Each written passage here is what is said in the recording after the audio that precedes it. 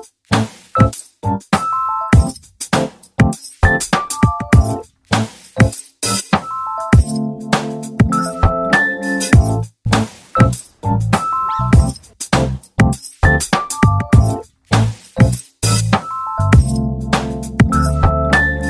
morning everyone, maing buntag kaniyong tanan. Mula sa bayan ng Alfonso, Cavite at binaybay namin itong napakagandang 1,000 square meters property at newly constructed dito sa Alfonso, Cavite at ito yung kanyang access right now. So medyo maulan guys, kaya nakapayong po ako at wala si Benji. Nasa HK pa si Benji. By the way, this property with a total lot area of 1,000 square meters located dito sa bayan ng Alfonso, Cavite. Malapit ito sa Twin Lakes kung tatahakin mo yung Twin Lakes area. So it's enclosed with fence. Kasya dito ang 5 sasakyan at may bagong structure na modern na bahay plus plenty of fruit-bearing trees, herbs with swimming pool, may villa at madami pang iba. Plus, may income ito right now. At ito yung pathways and then yung inyong garden sa harapan. Maraming puno dito guys at meron siyang kubo. Ayun, nasa likod. So this property is a Torrens title sitting in a corner lot. Makikita mo mamaya yung access ng property from the road. And papalibutan ito ng madaming resorts. Napakaganda nitong property na to. Although it's a secluded area, pero kung ang purpose ay to relax, to unwind, to revive, at makapagmuni-muni, makikipag-usap sa kalikasan, makikipag-usap sa mga ibon, at malayo sa lahat ng ingay ng syudad, well, itong property na ito ay akma doon sa hinahanap mo.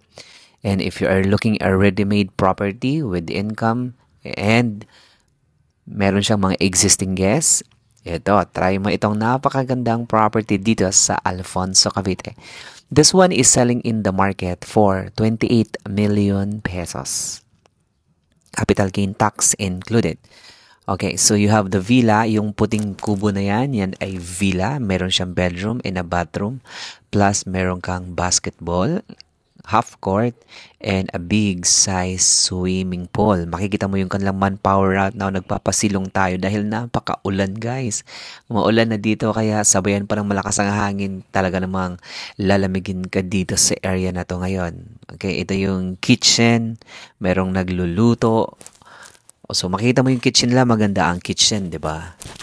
At napakaganda ng kanilang backsplash finish. Meron ka ditong dapug. Ayan. Pwede ka dito mag-pizza, mag-barbecue, magluto ng paborito mong sinigang, tinola, etc. etc. Ayan. Diba? Napakaganda. So if you're interested or anyone interested to buy and check out this 1,000 square meters corner lot property dito sa Alfonso, Cavite with modern design property with a swimming pool, ayan, contact us today on the numbers visible on the screen. This one is selling in the market for 28 million pesos. Okay. So, titingnan natin yung kanilang gazebo area, fronting dito sa pool, and later on yung kanilang bahay na maganda. Ayan naman siya, guys. Alright, so, malaki ang pool. Ayan, enjoy kayo sa view, guys. Napakaganda, diba? Parang nandito rin kayo sa video na to.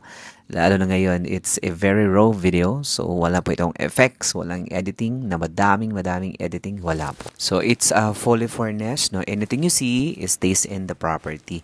And then you have a side door, gate. Then, this is the pool.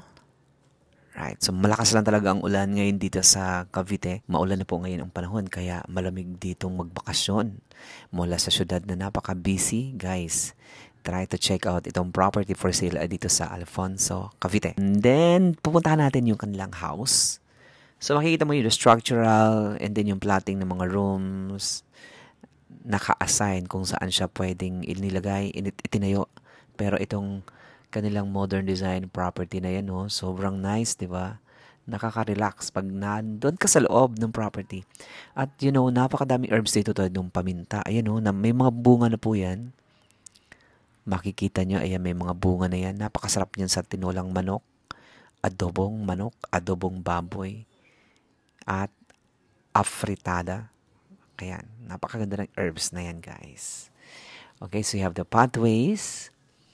And modern yung kanilang facade ng property. So, mula sa mga glass door, and then yung kanilang pinto ay natural, it's a wood.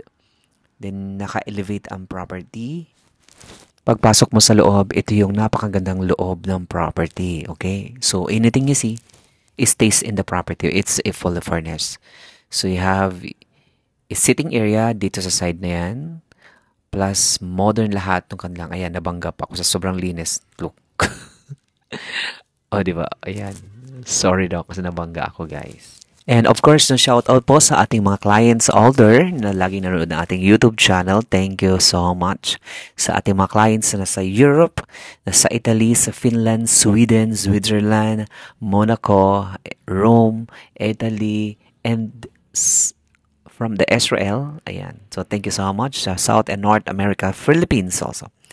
Ito yung ground floor area, guys. So, makikita mo glass doors, a glass window. And then may access ka dito from the parking area. So, kagaling sa market, so you have your access. And then you have big size kitchen covered sa likod. So, as Airbnb or vacation house, tamang-tama ito dito sa secluded area. At, dahil sa sobrang dami mga fruit trees dito, guys, meron pang cacao.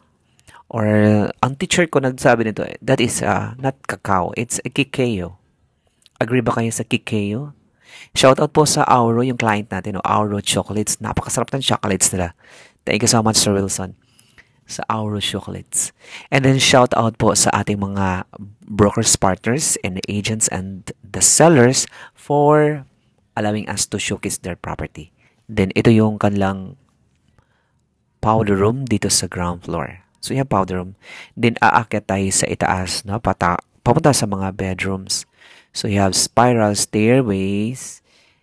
Ayan. So, makikita mo napakaganda ng layout din ng bahay na to, guys. Maliwanag, malinis, and napaka-bright. And mayroon silang napakagandang wow. Ayan, nagpapaswerte sa bahay na si Jesus Christ. So, if you want to be more successful, put a signage that Jesus is the head of your property. Then Jesus will lead your property. This is the bedroom. So, ayan, sliding door. And, ayun, si Nonoy, nakita mo ng konti. Alright, so dito sa room na to, you have 2 beds. And the beautiful ceiling design. May malalaking mga window. Plus, with the air conditioning unit. And a bathroom space with a shower area, water closet, wash area. Kompleto siya sa fixture with mesh.